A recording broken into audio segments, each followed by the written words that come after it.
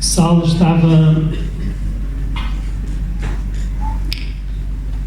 ia para Damasco,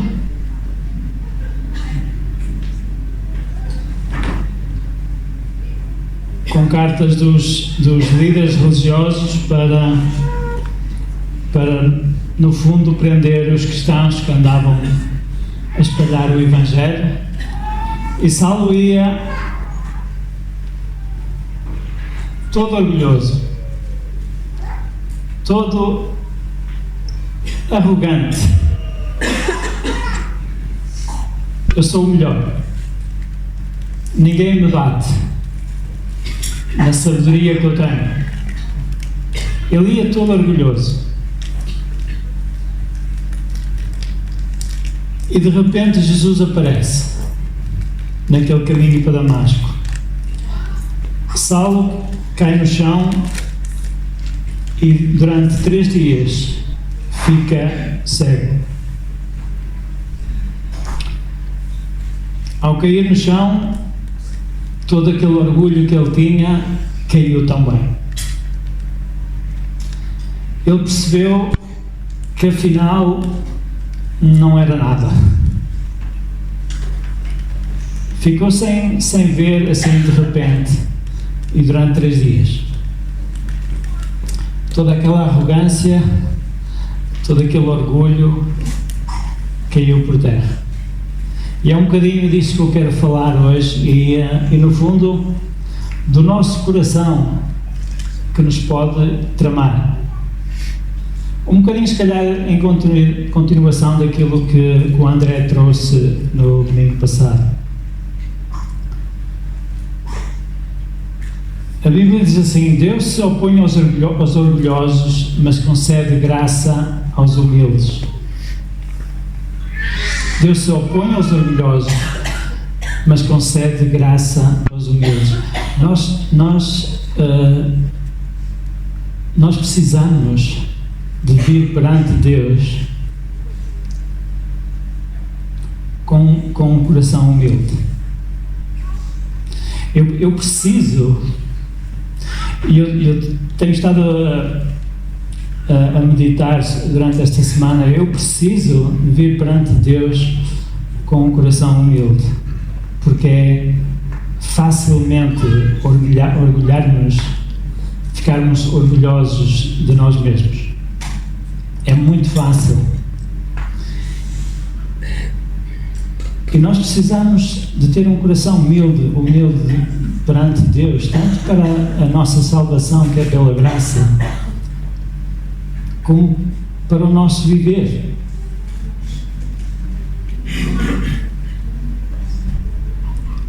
Para aquilo que Deus quer fazer, quer trazer para cada um de nós como seus filhos, nós precisamos de vir com um coração humilde perante este Deus que é todo poderoso, um bocado como esta música que acabamos de cantar. Nós precisamos de ficar completamente rendidos àquilo que Deus é, quem Ele é. E se nós temos alguma percepção, e eu espero que sim, de quem Deus é, nós precisamos de ficar humildes perante Ele, completamente rendidos perante Ele. O nosso coração precisa estar desarmado completamente perante Ele, porque Ele é o Deus soberano. E a história de Daniel e dos amigos de Daniel e no fundo todos os judeus que foram para o cativeiro com eles, para a Babilónia, toda esta história, sobretudo com este rei, Nabucodonosor, trata exatamente disto. O orgulho do coração do homem. O orgulho do coração do homem, que é uma barreira quase que impenetrável para receber aquilo que é a graça de Deus para a humanidade. É todo o capítulo 4 de Daniel, É muito longo, não temos tempo para ler tudo, mas podemos ler em casa, por exemplo, e se calhar muitos de nós, se calhar todos nós conhecemos esta história. O rei Nabucodonosor, aqui a Sara, não, nunca vi ninguém a dizer esse nome tão rápido e tão bem como no Nabucodonosor. Este rei começou a perceber que havia um Deus dos céus que era poderoso. Ele começou a perceber, ter alguma percepção disso. E era um bocado assustador. Ele tinha muitos deuses na Babilónia, centenas, milhares se calhar. Mas ele punha o Deus de Daniel e de Sadraque, Mesaque e Abednego como o Deus deles.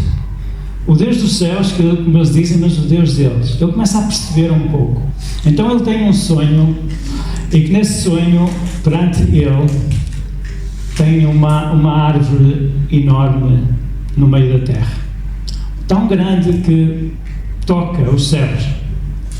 Essa árvore é absolutamente incrível. Abriga todos os pássaros, dá alimento a todos os animais. É uma coisa impressionante. E vem um anjo e diz: derrubem essa árvore. E essa árvore é derrubada, fica apenas o toco e as raízes.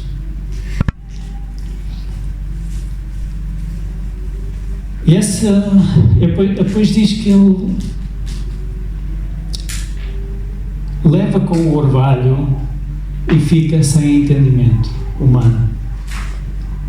Ele fica assustado com aquele sonho, com aquelas visões que tem durante a noite, e ele chama, estúpido, ou orgulhoso, chama todos os astrólogos, adivinhos de toda a Babilónia para descobrir, para tentar explicar o que é o significado daquele sonho. Ninguém consegue. Ninguém consegue. Até que por fim vem Daniel e ele explica o sonho. O próprio Daniel ficou um bocado amedrontado com o significado daquele sonho. Daniel aprendeu a gostar de Nabucodonosor. Ele queria o bem dele. Ele queria que bênção viesse sobre ele. Porque na realidade Deus estava com ele e com os amigos dele. E a bênção vinha. E ele gostava dele. E ele ficou um bocado chocado com aquela visão. Nabucodonosor, durante 7 tempos ou 7 anos, perde o seu entendimento, é expulso do meio dos homens e vai viver nos campos como um animal, completamente, comendo a erva e tudo. Aquele rei todo-poderoso, durante muito tempo, viveu como um animal nos campos, longe dos humanos. Até que ele reconheceu, quando lhe veio o entendimento outra vez, ele reconheceu que o Deus dos céus é realmente diferente. E aquele orgulho começou a ser quebrado.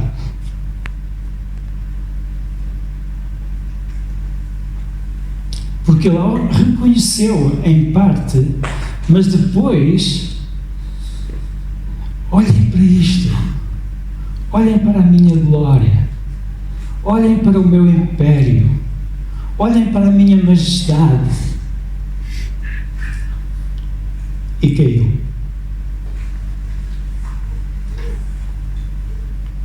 Depois ele arrependeu-se no final e Deus lhe deu tudo de novo, ou até mais do que aquilo que tinha. Quando reconheceu que o Deus dos céus, o Deus de Daniel, era um Deus verdadeiro, era um Deus poderoso. E quando olhamos para esta história, é isso que nós vemos, principalmente com este rei, e não só, nós percebemos que Deus é soberano sobre todas as coisas, eterno, todo-poderoso, reina sobre principados e potestades, reinos e poderes, cheio de graça e de santidade.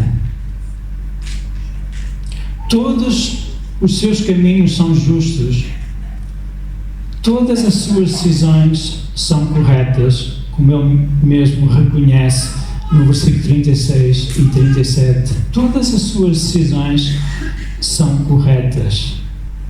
Isto depois de passar 7 anos completamente afastado daquilo que é o conhecimento da mente humana e vivendo como um animal. Reconheceu que Deus é um Deus verdadeiro e que nós não somos rigorosamente nada sem Ele. Deus reina em favor da humanidade e sempre foi assim. E a humanidade teima em achar que pode viver sem o seu favor. Isso aconteceu desde o início, no tempo da Babilónia e de outros impérios, e acontece hoje. Deus reina em favor da humanidade. Sempre foi assim. Mas esta mesma humanidade acha que pode viver ou sobreviver sem o seu favor. A Bíblia diz que terrível coisa é cair nas mãos de Deus vivo. E também diz que, porque o nosso Deus é um fogo consumidor. Eu não quero assustar. Eu não quero trazer nada pesado. Eu tenho estado a pensar muito sobre isso. Mas nós precisamos ficar bem cientes, mesmo cristãos, cientes do Deus que nós servimos. Nós precisamos ficar bem cientes e reconhecer que toda a glória é para Ele. E que o nosso orgulho muitas vezes nos trama, assim como o nosso coração. Alguém disse assim: aquele que coloca todas as coisas nas mãos de Deus, pouco a pouco vai vendo as mãos de Deus em todas as coisas. E isto é uma realidade. Muitas vezes difícil é colocar todas as coisas nas mãos de Deus. Porque muitas vezes nós achamos que somos muito bons a sermos nós a dirigir muitas coisas na nossa vida. Mas nós precisamos, como crentes, e se todos estamos aqui, já aceitamos Jesus e somos novas criaturas, nós precisamos de pôr todas as coisas, sem exceção, nas mãos dele. E muitas, eu falo por mim, e se calhar muitos de vocês concordarão, muitas vezes é difícil colocar todas as coisas nas mãos de Deus, todos os pormenores nas mãos dele.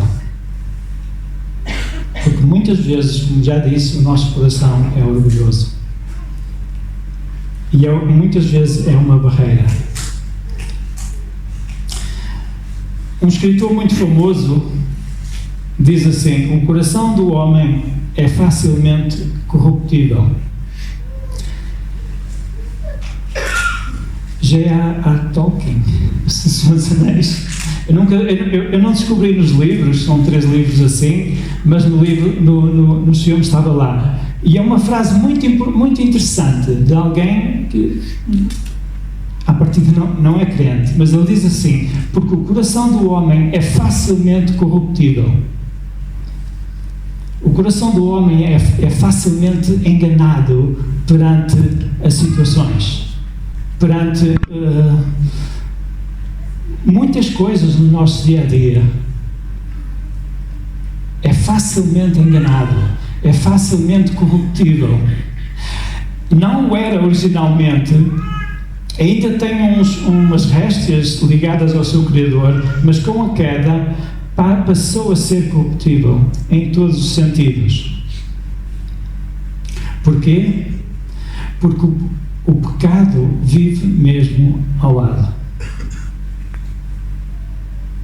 O orgulho e a soberba muitas vezes nos cercam bem de perto.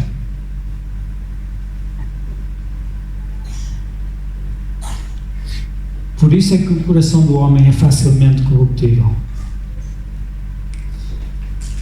Diz assim em Ezequiel: orgulhoso é o coração e a sua doença é incurável. Quem pode compreendê-lo? São palavras muito fortes para nós, para o ser humano, para o coração humano. O Paulo era capaz de dizer uma coisa assim: o bem que eu quero fazer, não faço. O mal que eu não quero fazer, esse faço. Não eu, mas o pecado em mim. Não é espantoso esta declaração do apóstolo Paulo? Eu já ouvi dizer que, bem, isto era quando ele era lá atrás. Não, ele está a escrever como cristão a cristãos. O bem que eu quero fazer, não faço. O mal que eu não quero fazer, esse faço logo. É incrível.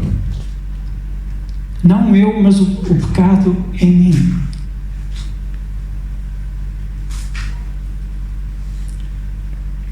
O que é que Deus nos quer falar, talvez, hoje? Nós somos completamente dependentes de Deus desde o início. E muito mais agora que estamos em Cristo. Nós somos completamente dependentes dele. Se nós colocarmos todas as coisas nas mãos dele. Nós precisamos de ter essa humildade de colocarmos todas as coisas nas suas mãos. O apóstolo Paulo escreve assim: Jesus humilhou-se a si mesmo e foi obediente até à morte, e morte na cruz. Por isso Deus o exaltou à mais alta posição. Jesus, que é um com o Pai desde o início, ele humilhou-se a si mesmo, sendo obediente até à morte. Ou seja, ele foi todo o tempo obediente a Deus o Pai. Todo o tempo.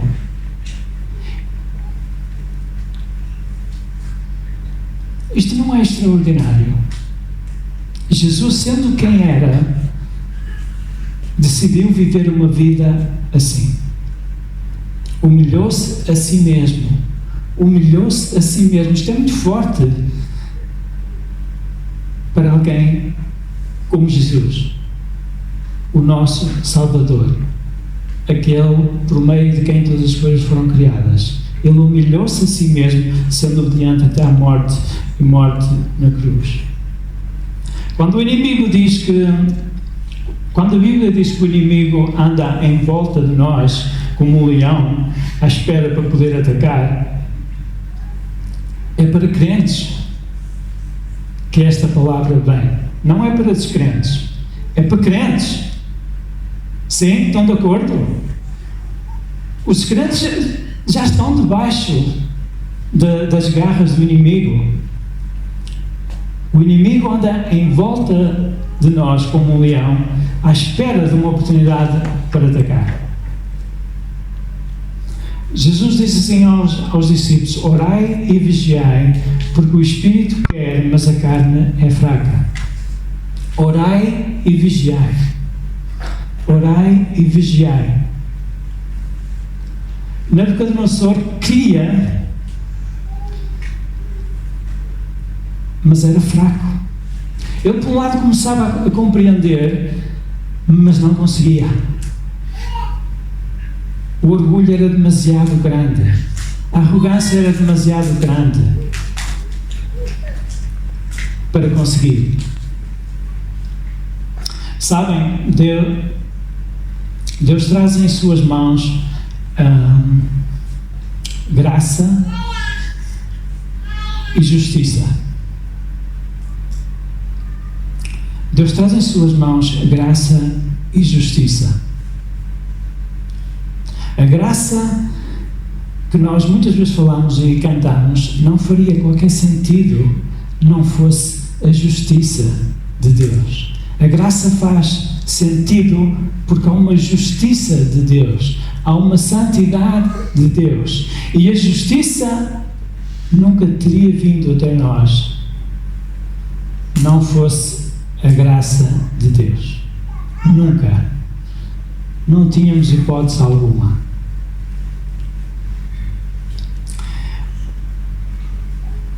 A Bíblia diz assim: o temor do Senhor é o princípio da sabedoria. Este é um versículo muito famoso, mas eu acho que é um bocado negligenciado.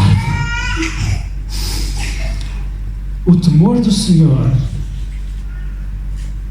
é o princípio da sabedoria, mesmo estando agora debaixo da graça.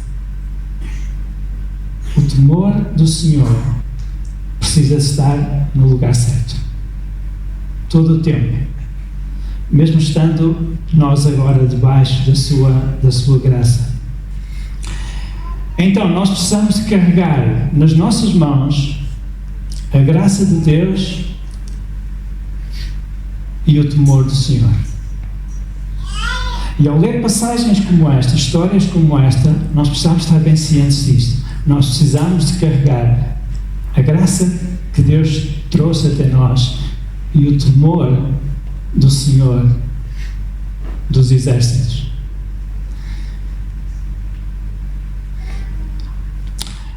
A mesma boca que disse: a minha graça te basta, foi a mesma boca que disse: mas se a tua mão direita te fizer pecar, corta-a.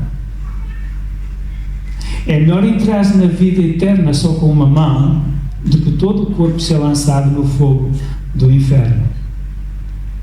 Este é um aviso de Jesus, que é bastante forte e muito... O que é que Jesus queria dizer com isto? Exatamente isso. A graça de Deus nos basta,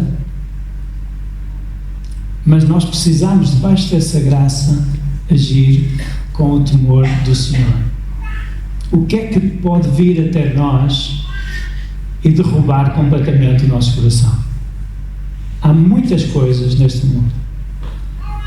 Nós precisamos estar alerta. É o temor do Senhor que levanta um escudo sobre a inclinação da carne para o pecado. É o temor do Senhor que levanta esse escudo. É o temor do Senhor que torna um coração humilde. Inclinação para o pecado. Porque, na realidade, o que é o pecado? O que é a essência do pecado para os olhos de Deus? O pecado é, sobretudo, entrar em rebelião com Deus, virando-lhe as costas. Isso é a essência do pecado perante Deus. É a rebelião com Deus, não querendo nada com Ele. Entramos assim em rebelião. Foi assim que aconteceu com toda a humanidade. E é até reconhecer que Ele é Deus, Criador, eterno, digno de receber toda a honra e louvor, e não viver de acordo com aquilo que nos é revelado. Até é reconhecer, mas não vivermos de acordo com aquilo que nos é revelado. É não lhe dar a devida atenção. É não o ter no lugar devido. Isso é a essência do pecado desde o início. É reconhecer que há um Deus soberano sobre todas as coisas e não lhe atribuir a sua soberania, o seu senhorio sobre nós. Ele é o nosso Senhor. Ele é o nosso Senhor. Aquilo que nós fazemos que vai igualmente ferir o coração de Deus são as consequências diretas dessa postura em relação a Deus. Então, o que é o pecado? É não querer ter nada com Deus. Agora, a imoralidade sexual, ira, inveja, discórdia, idolatria, etc., como vemos como é que é lido? Aos frutos do Espírito e os frutos da carne. Estas coisas são as consequências de um virar as costas para Deus. São as consequências do verdadeiro pecado, da essência do pecado. É isso que fere verdadeiramente o coração de Deus, é este virar de costas. É não o reconhecer, como estava a acontecer com Nabucodonosor. Não o reconhecer. Não lhe dar toda a glória que era devida. Era exatamente isso que estava a acontecer. Pai, pequei contra o céu e contra ti. Quem é que disse isto? Pai, pequei contra o céu e contra ti. Ok? O filho pródigo, quando resolveu voltar para o pai, e ele até nem queria ser chamado mais seu filho, acho que não tinha esse direito, queria apenas ser um servo. Ele chega e diz: Pai, pequei contra o céu e contra ti. Agora, ele não pecou quando gastou a sua fortuna irresponsavelmente e com as meretrizes. Isso foi a consequência do seu verdadeiro pecado. Ele pecou quando disse: Pai, estas são palavras minhas, dá-me metade do que tens, porque me pertence,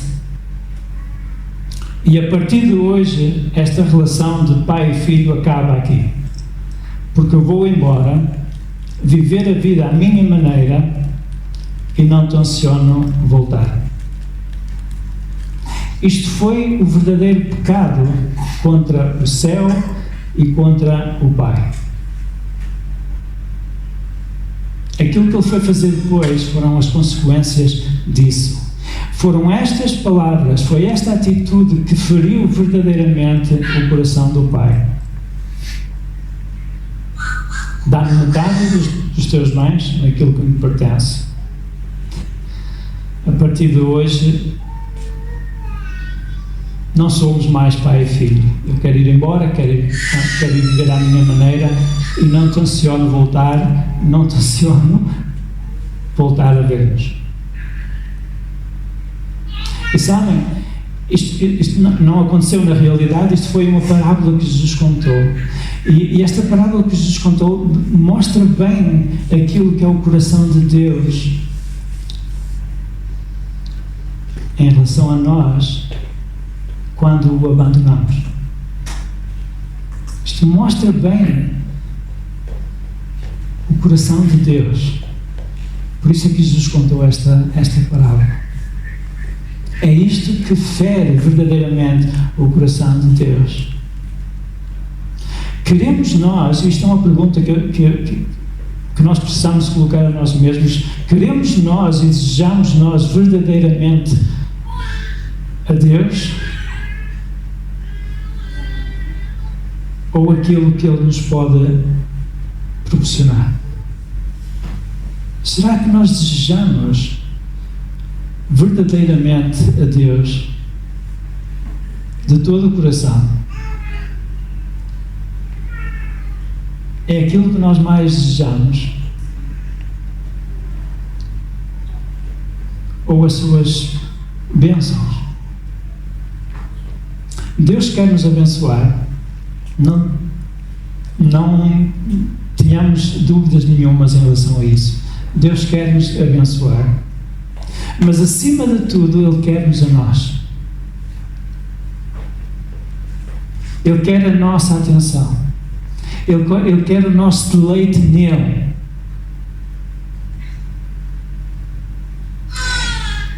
Ele quer a humildade de reconhecermos que sem Ele somos miseráveis neste mundo confuso e sombrio. Nós precisamos ter essa humildade, que nós sem Ele estamos completamente perdidos neste mundo, muito confuso, este mundo, muito sombrio. Estávamos completamente perdidos, sem qualquer esperança neste mundo.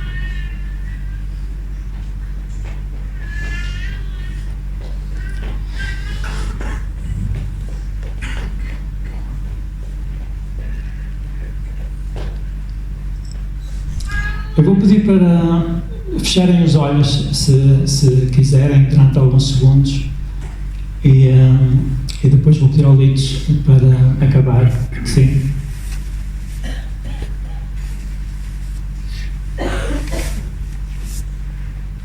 Sonda o meu coração, Senhor. Vê se não há restos de arrogância e orgulho. Vê se ele é humilde o suficiente para te desejar mais a ti do que até o teu favor. Vê se aquilo que ele deseja está fora da tua vontade. Se fere a tua santidade e negligencia a tua graça. Torna-o submisso à tua vontade e completo na tua presença.